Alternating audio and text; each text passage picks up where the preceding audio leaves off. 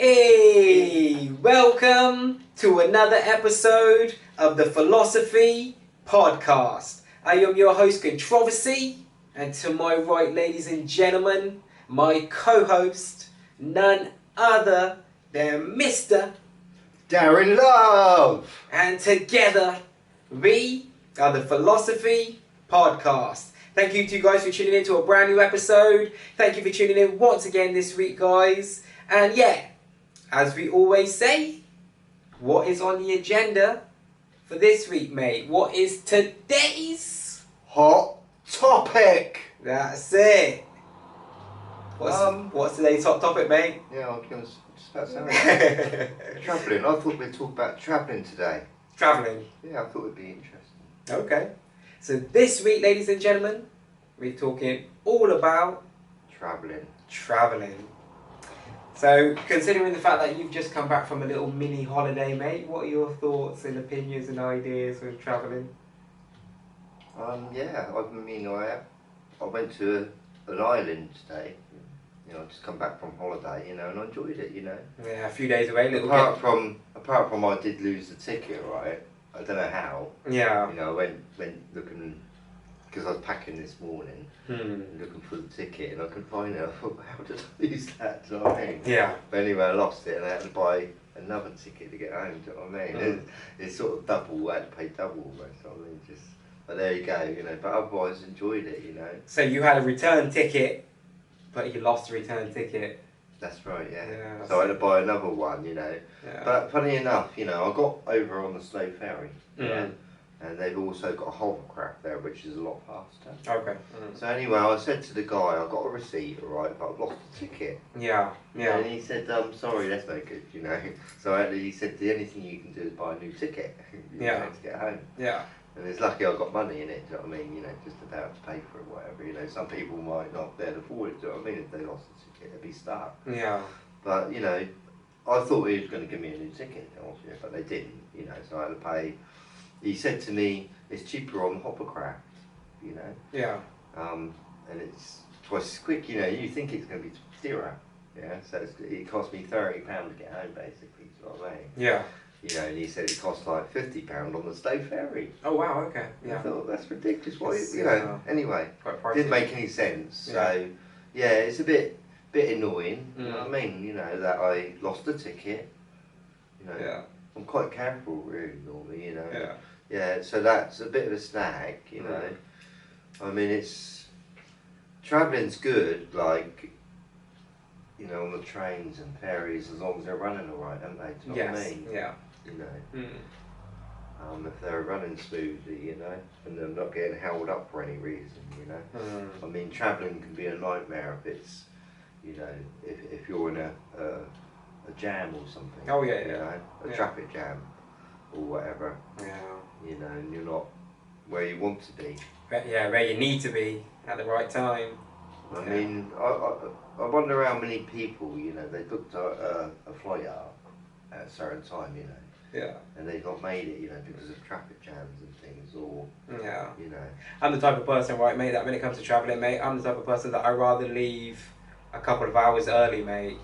You know what I mean, and just chill out at the airport or whatever, and you know what I mean. Like, I don't mind if I'm there like 2-3 hours before my flight, or wherever it is, or like if I'm getting the Eurostar to France or something, I don't mind being there an hour and a half, 2 hours before, if you see what I mean, like just chilling out, because at least I know it's that peace of mind as you're not stressing, you're not. So I much rather go ahead of time. Like, I mean, my missus are kind of, my wife's kind of the same in that regard, if you see what I mean. Like, we've always been, Yeah. That kind of, Yeah, it's good to sort of get there a few hours early. Yeah, because if you're running late, if you're chancing it, well, not even chancing it, but trying to get there like maybe like half an hour before, an hour before, sometimes things happen. You can't account for certain things, like whether it be traffic or something might happen out of the, that might not normally happen. There might be a traffic jam, there might be an accident, there might have been, paramedics might be on the scene, someone might have fallen over, but there might be an ambulance there blocking up the road, or you just never know. So I think I'd just rather be I think it's better to be safe than sorry, as they say, and just, be smart about it, But yeah, I enjoyed it, and I'm glad I'm home again. Yeah, of course, yeah. And now I can remember Yeah. it if you sort Got of. your I memories. only went for 5 days just to see my brother. Yeah. He's got a broken leg at the moment, you know. Mm. So he can't travel much, you know.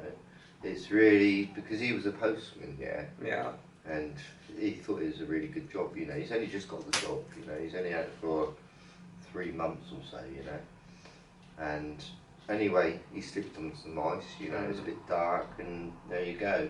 And it's like being sacked, isn't it? Almost, you know. And they had to put sort of like metal pins through his legs and everything. Do you know what I mean? And it's, you know, he's still suffering 4 months later, really. You know, you can't. Let's put it this way: you can't be a postman again. I don't think again. Do you know what I mean? You can't dance again. Do you know what I mean? And he walks a lot slower now. Do you know what I mean? You know, and getting downstairs, you know, I've got to wait for him for a few minutes now. Do you know what I mean? So he can't travel so well now. You know, and I don't think even when it it's fully healed. when it's healed, okay, it's still going to be limping. Yeah. You know, he's disabled, I think, for good. You know what I mean? Yeah. And it's like, he's a bit sad about it, really, you know, because it's like going blind, isn't it? You know, like losing your leg. You know, you can't walk so far, you know. I mean, I went for a walk with him on the Isle of Wight, you know, and I was really quite proud of him, you know, because we went for about a 2-hour walk. And I thought, my legs were aching, alright, and I was glad to get home, you know what I mean? I thought, goodness me, you know, he's got these pins on one of his legs, you know, and he was limping, you know, and you could see in his face he was struggling a bit, you know. And I'm glad that, you know, I've never broken my leg, basically, you know what I mean? I've never experienced that one, you know. But you think, like, your legs, how important they are for travelling, you know. Well, I think we're lucky today, alright, because you can get wheelchairs. Ah, true, yeah. And all kinds of gadgets, really, you know, even electric cars today, do you know what I mean? True, yeah. I mean, I got almost run over a few weeks by one of them, you know, and I ended up nearly buying one myself because, you know, broke my legs almost, you know. Yeah. It's crazy, but yeah. Your legs are very, very important, aren't they? You know, so, you know, without them, you wouldn't be able to sort of go anywhere. Oh, really. Of course, you won't. Yeah, you can't just move freely, can you? No, you'd have to rely on other people, I think. You know, if you didn't have any legs, you know, to take you places. Yeah, of course. Yeah, if your legs were broken, you know what I mean. You can't just get up and start moving around and shit, like, you know. Yeah. You gotta, you know. I'm glad that I've not broken my legs, put that way. Yeah. Just like now, like if right now you had a broken leg and you were, you know, you were laying up in bed and you know, you'd be finding it difficult to go, you know, trying to do everything is difficult. Like I remember one time, like I broke my wrist years ago, and it being my right hand, you know, it's my right arm, you know, my right hand, and that's my predominant hand, and I remember trying to do everything with my left hand, mate, for like 3, 4, but I think I had a cast for about 4 or 5 months in total. But the first 3 months, like I just had to use my left hand for everything, and it was almost impossible. If you see what I mean. You know, not impossible. You can still do certain things. You still manage to wash yourself. You still manage to do certain things. When you go to the toilet, you learn how to adapt. You learn how to brush your teeth with your left hand and other like things like this. If you see what I mean, like you adapt. You know, but the hardest thing was obviously I was still at school at the time, so trying to write with my left hand. I've never ever written anything with my left hand, if you see what I mean. And I remember having to try to be like this was in secondary school because I think I was about 14, 15. And I remember trying to write with my left hand, thinking, you know, this is, you know, and it was just almost impossible. You know, no, I'm left-handed. You know, personally, I'm lucky, but I'd much rather break my hand or my wrist or anything than my foot because you know you got say get some milk at the shop. Do you know what I mean? There's a walk on it. You know, you can still walk. Yeah, you still know, got one hand to carry. You can put your hand in your pocket. Do you know what I mean? Or in a sling. Yeah. If you see what I mean, to rest and you don't use it. You know, but your leg, do you know what I mean? It's, you know, I felt sorry for my brother, let's put it that way, you know, sort of walking around with him a bit, you know.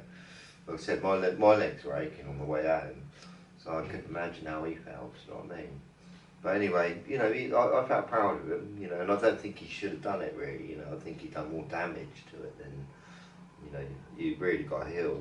Yeah. You know what I mean, horses, when they break their legs, they shoot them, do you know what I mean? Yeah, yeah. You know, horses actually sort of give up, they won't eat. You know, and there are a lot of animals are like that, do you know what I mean? Yeah, yeah. You know, but today with modern man, you go to the hospital and they just put metal pins in them or something and fix them. Do you know what I mean?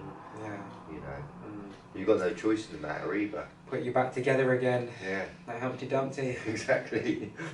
I mean, that's what they did with my brother. You know, Humpty Dumpty fell off the wall and. Yeah, Humpty Dumpty had a great fall. He hated it in hospital. I can imagine. He was in hospital for 6 days. He couldn't stand it. Yeah. He wanted to go out for a cigarette, alright, and they wouldn't let him. Yeah. Oh, well, I can imagine. Yeah. You know, well, they would, and they said in 10 minutes, well, then they forgot about him. And he was in a wheelchair, you know, and he's getting quite frustrated. Yeah, not at home anymore. It's funny enough. It's like being in prison. Funny enough, not to go too much off topic, but I met a lady the other day that spent 2.5 years in the hospital. She was in hospital for 2.5 years, mate. Wow. When she told me that, I couldn't believe it. I was like shocked. Like this lady said, she unfortunately was in a house fire that killed her husband. I think in the end, he ended up having health, things wrong with him because of that, and he ended up dying. But yeah, she was in hospital for 2.5 years, having like skin grafts and all this kind of thing. You know what I mean? Like, and I just can't believe it when she said she'd been in there for 2.5 years. I thought, wow, to me that's incredible. It must be a bit like being in prison in a way. Imagine you can't travel. Nah, but imagine being in hospital for 2.5 years, mate. That's like you said, they discharge you, don't they? You know. Yeah. They discharge you when you're ready to go, basically. When they think you're fit, basically. It's not that you say, oh, I want to go to the chip shop. You can't travel, basically. Yeah. You're basically. It's like being in prison almost, isn't it? In a hospital, I think. With people carrying eyes looking at you, Yeah. And there's not a lot of privacy, let's be honest about it, especially when you're in hospital and stuff, you kind of, especially if people have to have operations and stuff, and then obviously they have to stay in hospital for a few weeks, and obviously you have to get people have to come in and give you a wash, give you a bed bath, or give you, take you into the other room, help you have a shower or whatever, a bath or whatever, and it's it can be quite undignified and shit in being in hospital sometimes, Well, I'll be honest with you, I've never been in the hospital. I have, but only looking after my son for one night. Okay, because he had an asthma attack, and I went to visit an old friend who got run over by a car or whatever, and that's it. You know what I mean? I'll go and visit people. And I've got 3 children, okay, and I went to hospital to see them being born, do you know what I mean? And each one of them stayed in hospital for a little while. I had to go and visit my wife and the baby, do you know what I mean? And that's my only experiences of them, do you know what I mean? I'm not actually being in bed and being nursed myself, do you know what I mean? Yeah. If you see what I mean. It's always visiting, and I never like it, do you know what I mean? It's like, it's almost like a funeral place, isn't it? Like going to a funeral, it's all sort of like spick and span, and it smells of bleach or something. Yeah. I know what you mean, like, yeah. Yeah, it's really, that chemical smell. Yeah. That antibacterial, antiseptic. Yeah, and I expect you got to wash your hands when you go in and everything, they're really, especially with this shutdown and all that. Oh, yeah. I mean, my mum and Richard, went to the hospital when the shutdown happened, and because my mum was sick with, whatever, and he pulled up to the car or something, and they were just walking up to the door, and there were some sort of like nurses and things and doctors with whatever with masks on, and they're saying, no, we're not having anyone. Yeah. Send them away. Like this when they shut the doors to everyone, Yeah, madness. Madness is huge, mate. Yeah. You need help in the hospital, but they're closed down in a kind of way, not accepting anyone. Yeah, standing outside telling you not to come in, what I mean? There's a hospital. What kind of madness is this, I mean, have you ever seen people standing outside of the hospital telling people not to come in, you're not allowed in, Yeah. Oh, I've just been shot, sorry. It's like I've just been stabbed. Oh, sorry, you got people in here, you can't come in. Sorry, mate. My mum felt really sort of dirty, like they had some sort of disease and they wouldn't accept them in. Yeah, like, you know what I mean? Yeah, it's quite strange, Yeah. But anyway, we're talking about travelling. Yeah. I like travelling. I must say I like travelling, mate. Only because like I like to experience new cultures and new just kind of like food and culture and just like different, you know. It's like meeting new people and getting to know, you know, different, you know, you know, broadening my horizons, I guess, as they would say. You know, getting a greater insight and a different perspective into the way other people live and their society and, like I said, their culture. It kind of does fascinate me, you know, and you know how we're all so different and we've all got so many different cultures and, you know, religion and way of think, you know, way of lives and way of thinking and, you know, yeah. Even though I haven't travelled anywhere near as much as I would have liked to be very honest with you, you know, I've only ever travelled a few places, you know. You know, I enjoy it every time, you know. Even when I go to France, like my wife and his family is from France, and you know, her family are French and whatever. I've been there quite a few times now, but every time we go somewhere different. If you see what I mean, you know, we're going different places that I've never been before, or something I haven't seen before, or you know. Always new people, isn't there? Yeah, so it's like everything's new, like, isn't it? Yeah. It feels like being born again, doesn't it? Almost, you know, because you just got different surroundings. Yeah, and it's quite nice. It's like it's almost like you're in a place that you don't know where you are. You know what I mean? You don't know where you are, but you just, you know. You're getting to know it. Yeah, you're moving around. You know, it's like you're exploring every corner you're moving. It's all new to you. And then you kind of like next day you might gone down a shortcut. Yeah. Next day you're going to remember that shortcut. Do you know what I mean? To somewhere, you know, and you sort of like get more familiar and more you stay there basically. Do you know what I mean? You know, I mean I've travelled a lot. I must admit. Do you know what I mean? I mean, the last 5 years I've not travelled so much, but you know, like today I went to the Isle of Wight. Yeah, yeah. I think I've been in my lifetime to the Isle of Wight about 20 times. Oh wow, okay, quite, yeah. Yeah, you know, because I used to travel there when I was younger. What, with your mum and your mum? Holidays. Your mum and Richard and... Yeah, I've been all the way around the Isle of Wight, to be honest. You know, I went to the Needles. Sure, yeah. I travelled there. You've been there quite a lot, mate, to be honest. Yeah, well, I went there with a girl that travelled all the way from Dallas. Oh yeah, that's true. To come true. and see me. Yeah. And we went to the Isle of Wight together and went... I forgot about that. Quite a number of places around the Isle of Wight, but we went to a place called the Coloured Sands. Yeah. It's sort of like it's gone out of my head now, the name, you know. White Sands it's called, you know. But we went all around the Isle of Wight there, you know. But I've just done so much travelling. It's quite beautiful, you know, when I look back on my life, you know, because I used to do removals, and I used to work on the ships before that. You know, and then I used to sort of do delivering beds, not so far around, do you know what I mean? My removals, I did that for 15 years altogether, you know? Yeah. And one time I had to give up that, sort of like, because I was working with them for about 10 years, and because my wife was divorcing me, I moved to Southampton to live with my brother. Okay.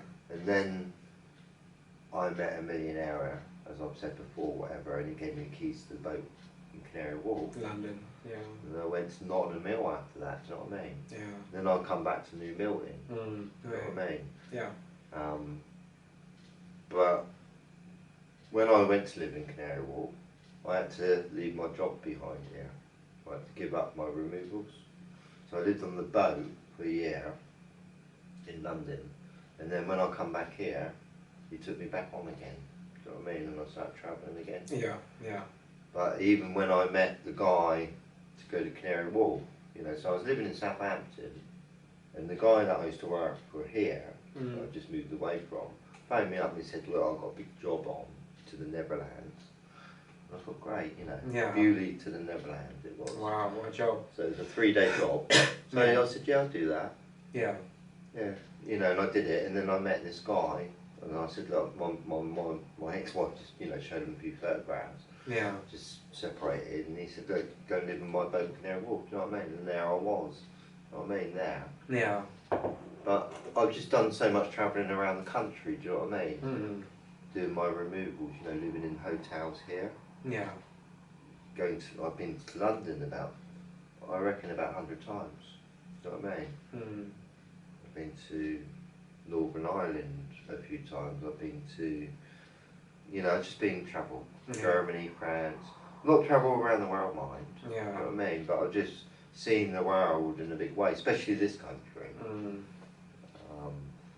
And now I can remember a lot of that, do you know what I mean? Yeah. All the places I've been, Yeah. if you see what I mean. Yeah. And in a kind of way, I feel like I don't really need to do much more travelling, you know.